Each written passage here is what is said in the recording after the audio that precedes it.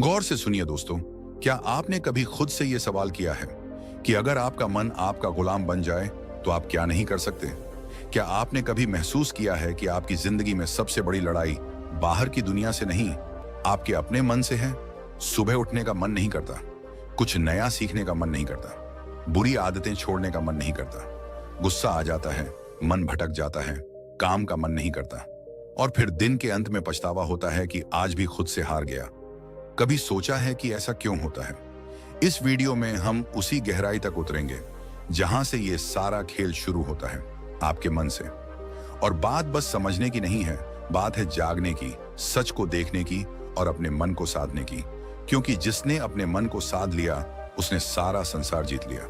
गौतम बुद्ध ने कहा था, मन ही सब कुछ है, तुम जो सोचते हो वही बन जाते हो। अब जरा सोचिए, अगर आपका मन ही बार बार सोचता है कि मैं कमजोर हूं, मुझे नहीं आता, मेरा ध्यान नहीं लगता, तो वो सोच धीरे धीरे आपका सत्य बन जाती है। और यही है मन की सबसे बड़ी चाल। वो आपकी बनाई हुई आदतों, भावनाओं और यादों का गुलाम बन जाता है और आपको गुलाम बना देता है। मन एक बंदर की तरह है जो हर पल उछलता है, कभी भविष्य की चिंता में तो कभी अतीत के पछतावे में। आपके साथ भी होता है ना? आप कुछ करने बैठते हैं और अचानक मन कोई पुरानी बात याद दिला देता है, कोई दुख, कोई गलती, कोई डर, और फिर आप वहीं अटक जाते हैं, कुछ करते ही नहीं। आपका शरीर वहीं बैठा होता है पर मन कहाँ होता है कोई नहीं जानता। अब जरा सोचिए, ये वही मन है जो आपको महान बना सकता है अगर आप इसे समझ लें, इसे दिशा दे दें।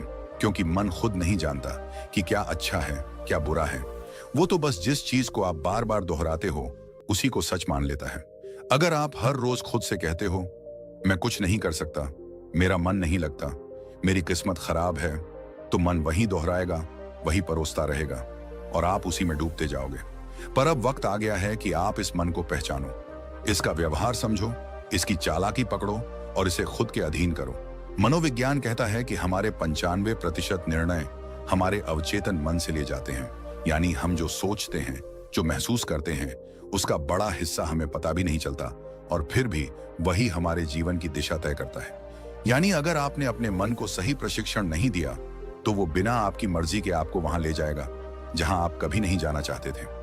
अब एक बात ध्यान से समझो, अगर आपका मन ही नियंत्रण में नहीं है तो दुनिया का कोई लक्ष्य, कोई रिश्ता, कोई सफलता आपको संतोष नहीं दे सकती। क्योंकि उस सब को जीने के लिए सबसे पहले जिस चीज की जरूरत है वो है मन की स्थिरता। आधुनिक विज्ञान भी यही कहता है, दिमाग की वायरिंग और फायरिंग, यानी आप जैसे सोचते हो वैसे ही आप बनने लगते हो। हर बार जब आप नकारात्मक सोचते हो, आपका दिमाग उसी सोच की आदत डाल लेता है और यही आपकी आइडेंटिटी बन जाती है। अब जरा रुकिए और सोचिए, क्या आप वाकई अपने मन के मालिक हैं या फिर आपका मन ही आपको चला रहा है? यही है वो सवाल जो इस वीडियो की शुरुआत है। क्योंकि जब तक आप इस सवाल का जवाब खुद नहीं ढूंढोगे तब तक कोई बाहरी ज्ञान, कोई मोटिवेशन, कोई तरीका काम नहीं करेगा। इस वीडियो में हम आपके सामने वो रहस्य खोलने वाले हैं जिसके बाद आप जानोगे कि मन को जीतना क्या होता है और कैसे हर आम इंसान अपने मन की शक्ति को जागृत कर सकता है। और याद रखिए, मन को जीतना कोई एक दिन का काम नहीं है, ये एक अभ्यास है, एक यात्रा है, एक युद्ध है जो हर दिन लड़ा जाता है। लेकिन अगर आप इस युद्ध को समझ लें तो जीत पक्की है। अब हम उस बिंदु पर पहुंच चुके हैं जहां से असली सफर शुरू होगा। इस सफर में हम जानेंगे मन को कंट्रोल करने की 5 सबसे शक्तिशाली विधियां जो न केवल आपके विचारों को बदलेंगी बल्कि आपके जीवन की दिशा ही मोड़ सकती हैं। तो बने रहिए इस वीडियो के साथ, क्योंकि अब जो आएगा वो सिर्फ जानकारी नहीं, जागृति है। पहली विधि, सकारात्मक आत्मवार्ता, पॉजिटिव सेल्फ टॉक। क्या आपने कभी अपने आप से कहा है, मुझसे नहीं होगा? स्विंगल, मैं हमेशा गलती करता हूं। जेरेनियम, मेरे बस की बात नहीं है। अगर हां, तो आज इस वीडियो को पूरा देखना आपके जीवन की दिशा को बदल सकता है। क्योंकि जिस व्यक्ति से आप सबसे ज्यादा बातें करते हैं वो कोई और नहीं, आप खुद हैं। और यही बातचीत आपके भविष्य की दिशा तय करती है। हमारा मन जो सोचता है वही हम बनते हैं। ये बात सिर्फ कोई मोटिवेशनल डायलॉग नहीं है, ये विज्ञान भी कहता है और ब्रह्मज्ञान भी। मन को कंट्रोल करने की पहली शक्तिशाली विधि है सकारात्मक आत्मवार्ता, यानी अपने आप से सकारात्मक बातें करना। ये कोई मामूली आदत नहीं, ये आपकी आत्मा से सीधा संवाद है। जब हम रोज खुद को नकारात्मक बातें कहते हैं, जैसे मैं कमजोर हूं, मेरे साथ ही ऐसा क्यों होता है, मुझे कुछ नहीं आता, तो हमारा अवचेतन मन, सबकॉन्शियस माइंड उन बातों को सच मानने लगता है। फिर वही बातें हमारी आदत बन जाती हैं, हमारी सोच बन जाती है और धीरे धीरे हमारा भविष्य भी वैसा ही बनने लगता है। मनोविज्ञान कहता है कि हमारा अवचेतन मन हर उस बात को रिकॉर्ड करता है जो हम खुद से बार बार कहते हैं। इसलिए अगर आप खुद से बार बार बोलते हैं मैं हार जाऊंगा, तो आपकी सोच हारने वाली बन जाएगी। और अगर आप खुद से रोज बोलें मैं कर सकता हूं, मैं सीख सकता हूं, मुझे खुद पर विश्वास है, तो आपका दिमाग उसी दिशा में काम करने लगेगा, सफलता की दिशा में। इस आत्मवार्ता का असर केवल आपके आत्मविश्वास पर ही नहीं पड़ता, बल्कि ये आपके शरीर की ऊर्जा, आपके फैसले और आपकी दृष्टि तक को प्रभावित करता है। गौतम बुद्ध ने कहा था, मन ही सब कुछ है, जैसा तुम सोचते हो वैसे ही बन जाते हो। उनकी ये बात आज के विज्ञान से भी मेल खाती है। पॉजिटिव सेल्फ टॉक हमारे न्यूरॉन्स को नए रास्ते बनाने पर मजबूर करती है। यानी जब आप बार बार खुद से अच्छा बोलते हैं, तो आपका दिमाग नई संभावनाओं के लिए खुलने लगता है। अब सवाल उठता है, ये सकारात्मक आत्मवार्ता करनी कैसे है? सबसे पहले, हर सुबह उठते ही अपने आप से एक बात जरूर कहिए, मैं आज पहले से बेहतर हूं और हर दिन आगे बढ़ रहा हूं। ये छोटे छोटे वाक्य आपके दिन की दिशा तय करते हैं। दूसरा, जब भी कोई काम मुश्किल लगे तो खुद से ये मत कहो कि मुझसे नहीं होगा, बल्कि कहो ये चुनौती है और मैं इसे सीखने का मौका मानता हूं। इस सोच से आपका डर छंटने लगता है। तीसरा, अगर आप किसी गलती को लेकर खुद को कोसते हो, तो उसी समय खुद से कहो मैं सीखने वाला हूं, गलती मेरी पहचान नहीं है। ये आत्म स्वीकृति आपके मन को बोझ से मुक्त करती है। दुनिया में कोई भी सफलता तब तक नहीं आती जब तक आप खुद पर विश्वास करना नहीं सीखते, और यह विश्वास तब पैदा होता है जब आप खुद से बात करना शुरू करते हैं, सकारात्मक ढंग से। अब यहां एक बात और समझना बेहद जरूरी है। सकारात्मक आत्मवार्ता का मतलब ये नहीं कि आप हर हाल में खुद से झूठ बोलें, बल्कि इसका अर्थ है अपने अंदर की सच्चाई को देखना, समझना और उसे उन्नत दिशा में मोड़ना। अगर आप किसी कमजोरी को पहचानते हैं, तो खुद से कहिए, हाँ ये मेरी कमी है, लेकिन मैं इसे सुधार सकता हूं। बस यही सोच आपको हर दिन एक नए स्तर पर ले जाएगी। इस आदत को अपनाने के लिए आप एक छोटा सा अभ्यास कर सकते हैं।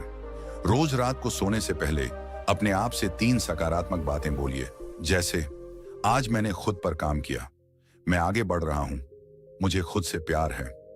ये बातें छोटी लगती हैं, लेकिन यही छोटी बातें आपके अंदर की जंग को जीतने में मदद करती हैं। बुद्ध कहते हैं, खुशी हमारे अपने विचारों पर निर्भर करती है। तो अगर आपके विचार आपके खुद के बारे में नकारात्मक होंगे, तो आपके जीवन का हर कोना दुखी लगेगा। लेकिन अगर आप अपने अंदर सकारात्मक ऊर्जा भरते हो, तो मुश्किलें भी साधारण लगने लगती हैं। अब ध्यान दीजिए, यह तो सिर्फ पहली विधि थी, मन को नियंत्रित करने की शुरुआत। इस यात्रा में आगे और भी गहराई है, और अब हम प्रवेश करेंगे दूसरी विधि में, जो आपके मन को स्थिरता और गहराई प्रदान करेगी, ताकि आप न केवल सोचें सकारात्मक, बल्कि महसूस करें आत्मिक शक्ति। दूसरी विधि, लक्ष्य निर्धारण, गोल सेटिंग। क्या आपने कभी सोचा है कि मन भटकता क्यों है? क्यों हम अक्सर एक काम शुरू तो करते हैं, लेकिन बीच में ही छोड़ देते हैं? क्यों हमारा मन कभी अतीत की यादों में उलझा रहता है, तो कभी भविष्य की चिंता में खोया रहता है? इसके पीछे एक गहरी वजह है, अस्पष्टता। मन को दिशा तब मिलती है जब उसे पता हो कि उसे जाना कहां है, और जब यह दिशा नहीं होती, तो मन बिल्कुल उस घोड़े की तरह होता है जो खुली जमीन में बेतहाशा दौड़ रहा हो, बिना किसी मंजिल के। इसलिए मन को नियंत्रित करने की दूसरी शक्तिशाली विधि है लक्ष्य निर्धारण। जी हां, स्पष्ट, यथार्थवादी और प्रेरणादायक लक्ष्य। जिस इंसान ने अपने जीवन का उद्देश्य तय कर लिया, उसका मन खुद ब खुद अनुशासित हो जाता है। गौतम बुद्ध ने एक बार कहा था, यदि कोई व्यक्ति एक बाण को निशाने पर चलाता है, तो पहले वह जानता है कि निशाना कहां है। उसी प्रकार जीवन को सही दिशा में ले जाने के लिए मनुष्य को पहले अपने लक्ष्य को जानना चाहिए। यह बात सिर्फ बौद्ध दर्शन में नहीं, बल्कि आधुनिक मनोविज्ञान में भी साफ साफ कही जाती है। मनोवैज्ञानिक कहते हैं कि जब आप स्पष्ट लक्ष्य बनाते हैं, तो आपका मस्तिष्क एक केंद्र बिंदु ढूंढ लेता है। यह केंद्र बिंदु दिमाग को एक ही दिशा में सोचने, योजना बनाने और मेहनत करने के लिए प्रेरित करता है। जिस तरह से जीपीएस लोकेशन डाले बिना रास्ता नहीं दिखाता, उसी तरह लक्ष्य के बिना आपका मन आपको कहीं नहीं ले जाएगा, या फिर किसी ऐसी जगह पहुंचा देगा जहां आप कभी जाना ही नहीं चाहते थे। यहां पर एक महत्वपूर्ण तथ्य आता है, रेटिकुलर एक्टिवेटिंग सिस्टम, आरआईएस, ये हमारे मस्तिष्क का एक खास सिस्टम होता है जो हमें सिर्फ उन्हीं चीजों पर ध्यान देने देता है जो हमारे लक्ष्य से जुड़ी होती हैं। उदाहरण के लिए, अगर आप सोचते हैं कि मुझे एक लेखक बनना है, तो अचानक आपको किताबें, लेखन से जुड़ी जानकारी और अवसर खुद ही दिखने लगते हैं। ये कोई जादू नहीं है, ये आपका लक्ष्य और दिमाग का आपसी तालमेल है। अब सवाल ये है, लक्ष्य कैसा होना चाहिए? कई बार लोग बहुत बड़े बड़े लक्ष्य बना लेते हैं, लेकिन वो इतने धुंधले और अनियोजित होते हैं कि दिमाग उन्हें समझ ही नहीं पाता। इसलिए पहला कदम है अपने लक्ष्य को स्पष्ट और यथार्थवादी बनाना। उदाहरण के लिए